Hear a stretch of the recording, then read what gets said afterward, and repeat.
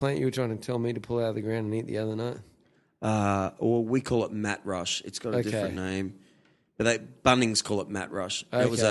It was a staple, massive staple. It tastes like green peas. Okay. It's planted everywhere. Yeah. All right, Aboriginal fermented drinks or something. Well, it might not be a drink. It might be like food. Here we go. Aboriginal fermented drink. Really? Yep. Awesome. Aboriginal alcohol consumption. No, we don't want to talk about that. But it's definitely fermented honey. Yeah. Here we go. This is awesome. Please tell me about this. This is the stuff we should have already known. Exactly. Isn't that funny? Okay.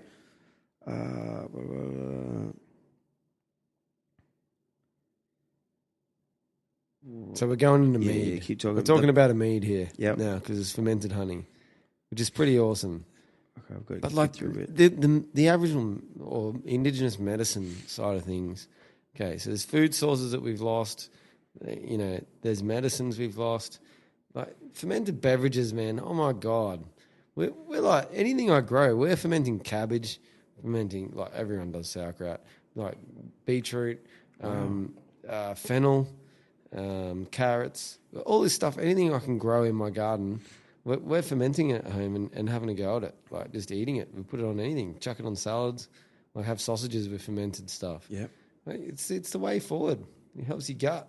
It's a major win. In fact, I read an article today. I don't know how true it is because it's like a Facebook thing, but basically it was about how like gut bacteria were actually eating like gnarly chemicals, like brain chemicals or something like that. It's gut health and fermentation, serious business. What have you found there? Anything? Or I found lots of great stuff. Okay, please. But first on that topic, yeah, the way I found this Matt Rush thing on what to eat. Yeah. Like one of the main staples of the Aboriginal diet.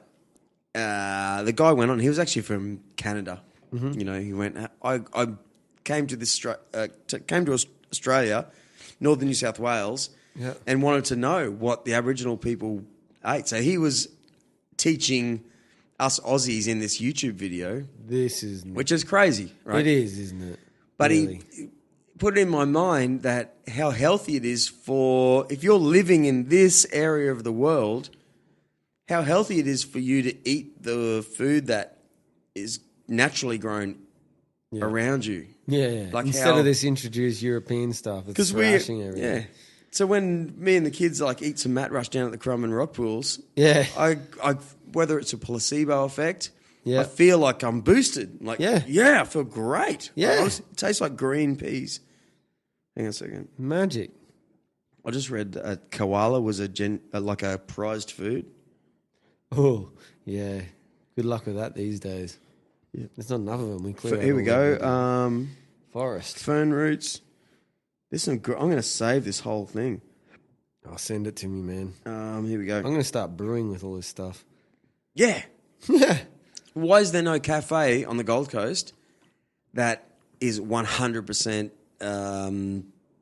the local food? Yeah. All the salads. Man. You know? Wouldn't they sweep up? Talk about the paleo place at Burleigh. What about there was another one that was like I'm natural. just laughing because that's word? right opposite the pickle. Oh, no, to me, that just cracks me out. I think that's like there's no more black and white chalk and cheese restaurants ever in such a close locale. I'm going to skip through all this, mate. I don't know where the bit was, but it's definitely I found it in the fermented food. Yeah. Tell me something. Well, I'm pretty stoked that we play music together, man. Another side of the Currumbin Valley that's rad, apart from me brewing beer, and is that you and I play music with a lovely lady called Mel James, and we're called the Distractables, which is like a pretty funny name. Came from Drastics and the Demountables, because we were playing at the school carnival last week. Was that last week? It was, wasn't it? Oh man, time is zipping. Yes, time is. Do you remember when Robin Williams died? That was like a year ago now, wasn't it? Yeah, at least. Seriously, it's like in my mind it's a year ago. But I remember the day after Robin Williams died, there was like some other tragedy. I was like, hang on a minute. Remember in the old days when someone would die, because there wasn't the internet, everyone would like think about it and like there would be there would be tributes on TV, on the 4 channels on TV for a long time. Yeah. People would like dwell over and, what's the word? Mourn someone for a long time. Now it's just like, boom, another Facebook day. Next day, wake up fresh. Man, epically. I don't remember things much anymore. I really don't. You know why that is? Because literally it is like Facebook and that sort of stuff. You're just being bombarded all the time with different stuff. So like, the access information is so fast now. Like, it's almost like a distraction rather than. You can find what you want, and Facebook algorithms give you what you want and stuff. But like, you're just getting bombarded. Like to find that stream of information on Facebook now, 20 years ago, you just couldn't do it yet. Like, the time it would take you to do it. But I don't know. Now everything's so hectic. Like I feel like I can't even relax at night now.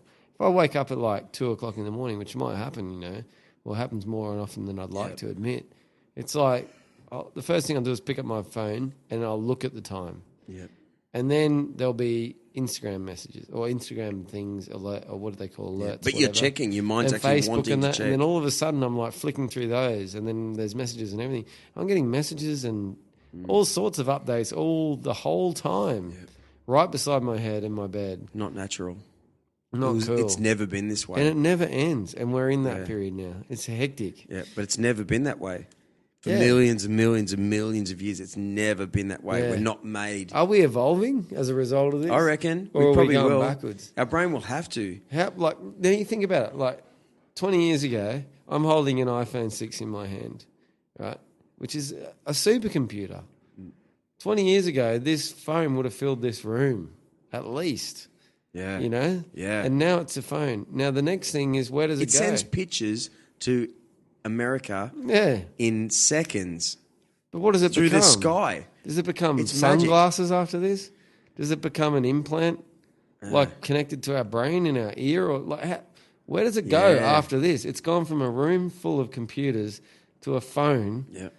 And then what's the next step from this? This is that'll what be interesting. Blows me away. Because when you're standing there with your mate and a beer, or if you don't, you're having a good conversation with a mate and you don't have a beer, you kind of need to lean on a bar or something.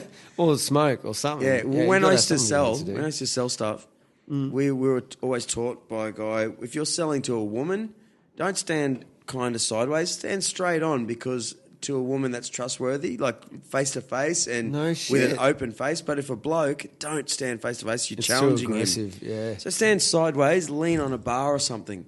Right, so if you want to have nice and relaxed. Nice and relaxed. And still a little bit like the body language is a little protective. You're not challenging him in any way. You're not. In fact, it's almost a little bit like submissive, isn't it? When you put your arm across. You're letting him get his word out, and I think we could do this. Yeah. Yeah. But for a lady, you're like, no, I'm here to help you. I'll turn around like this. Is that better? Yeah.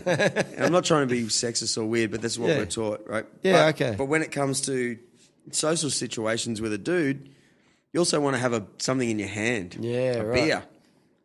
So, will we ever get to the point where we don't have a phone in our hand? I don't think so. Yeah, because we that sort of, it's like I'm doing something. You know how you've seen people pretending to be on their phone? I've got to say, I'm completely addicted to my phone. Yeah. I've given up smoking for 5 years, and in that time, it's more or less. Actually, 6 years, but it's more or less the phone has taken. Were you a smoker? Yeah, 15 years. I never would have thought that. Yeah, no, seriously. Dead sad. Yeah. What was your brand? Oh, Winnie's. Winnie Blue? Winnie Golds. I was a bit... Golds? Yeah, I was a bit weak. No, just a bit weak, mate. The Winnie Blues were 12, I was on the 8s. B&H, extra mild. I would have put down $100 you were never a smoker. Really? Yep. Oh, mate, go and check my lungs. For 6 years out now. You feel better? Absolutely. What's better in your life? But the thing is, I've just replaced it with other stuff. Smoking was this. A brewery.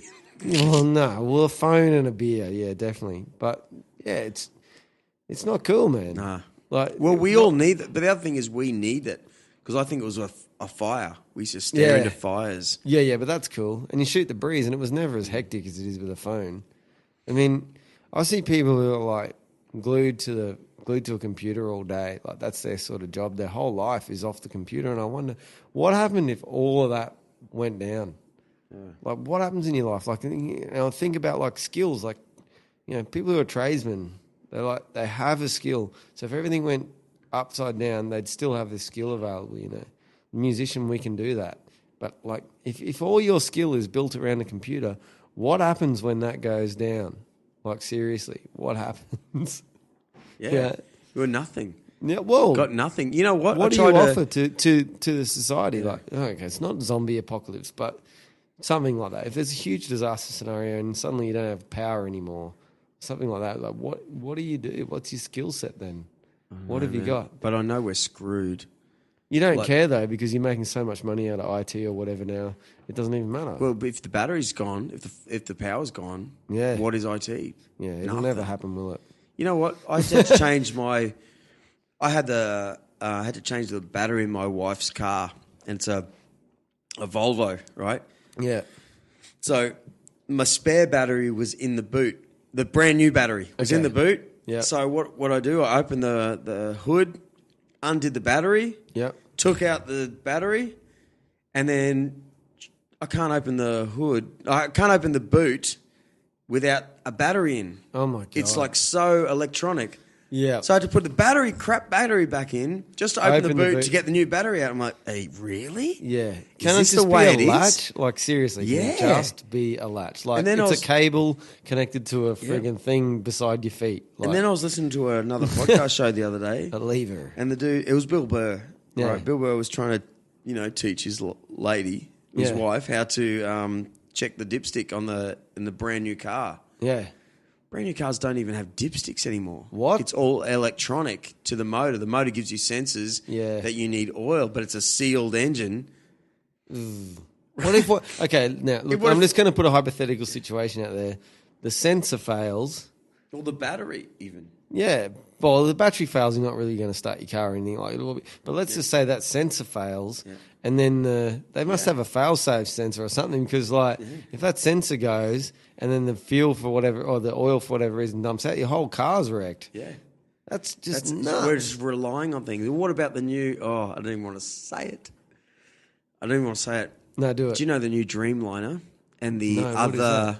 What is a Dreamliner? Dreamliner plane, Oh shit! the no. new plane. There's two new planes out there. What? One from Boeing. It's the Dreamliner. Okay. Which has got 10-foot ceilings and it's beautiful. I've go to Japan all the time. It sounds like the Titanic. That is not a good thing. There's a TV on everything. It's perfect. Right? Okay. It's a great plane. And there's another one from the other company, but they're the first planes in history to not be fly-by-wire.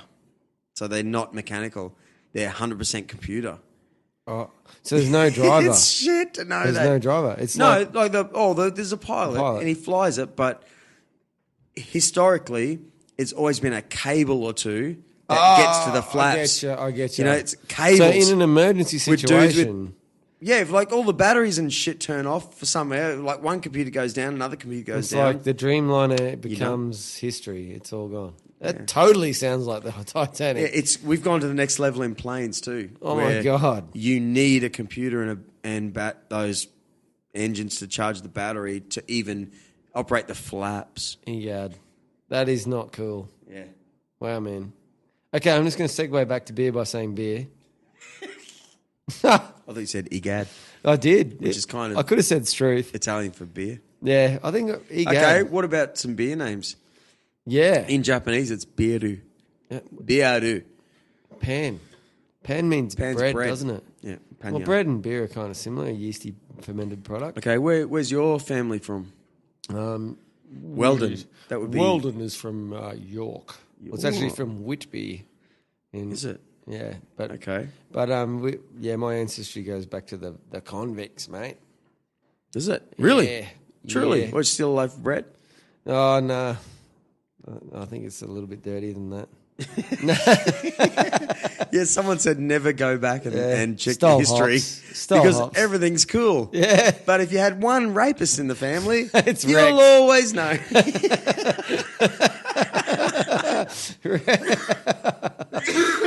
One murderer, one savage. Oh no, can't forget that. We're all Bitzers. I mean, I know that like my great grandmother was sort of had some German roots. Her maiden name was Hoffman. Yeah, that's my last one. We had some like there's some stuff from Portsmouth in the south of England. There's some stuff from Whitby. Like the whole Wheldon line is from Whitby in England.